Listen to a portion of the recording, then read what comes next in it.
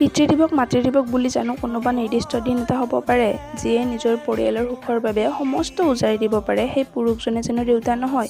ভালে থাকক সেই প্ৰতিজন দেউতাকে যিয়ে নিজৰ পৰিয়ালটোক সকলো অভাৱৰ পৰা দূৰ কৰি ৰাখে। বৰষুণ মোৰো প্ৰিয়, কিন্তু কোনো ক'ৰবাত যদি যাবলৈ ওলাওঁতে বৰষুণ জাক আহে তেতিয়া মোৰো যেন কোনোবাখিনিত অপ্ৰিয় হৈ পৰে। সঁচাকৈ মন্দিৰৰ পৰিৱেশটোৱে আমাক ভাবিবলৈ আৰু এবাৰ বাধ্য কৰায় যে কিবাটো এটা শক্তি আছে যিয়ে আমাক এনেকৈ আৱৰি ৰাখিছে। বাৰু হঠাৎ এই ক্লিপটোনো ক'ৰ পৰা আহিল? কালি মই মন্দিৰলৈ গৈছিলোঁ। জেঠ মাহৰ শেষৰটো দিন আছিল, যাৰ কাৰণে আমাৰ ঘৰৰ পৰাই তাত অকণমান প্ৰসাদ দিছিল আৰু সকলোখিনি লৈ মেলি দেখিলোঁ যে কোনোবা এগৰাকী আইতায়ে নিজৰ ল'ৰাটোৱে এখন গাড়ী লোৱাৰ কাৰণে তাত অকণমান ক্ষীৰ বনাই কিনে প্ৰসাদ হিচাপে লৈ আহিছে। সঁচাকৈ ভাবিলে যেন কোনোবাখিনিত একদমেই আচৰিত লাগে, নহয়নে? চাওকচোন, ইটা বালিৰে নিৰ্মিত এটা ঘৰ, তাতে হাজাৰ হাজাৰ মানুহ অহা যোৱা কৰে। কাৰণ বিশ্বাস, নহয়নে? এই বিশ্বাসখন সদায় থাকি যাওক এনেকৈ, আৰু এই বিশ্বাসখিনিৰ ওপৰতে অধিষ্ঠ হৈ ৰৈ থাকোঁ যে এদিন আমাৰ সকলোৰে ভাল হ'ব। বাই।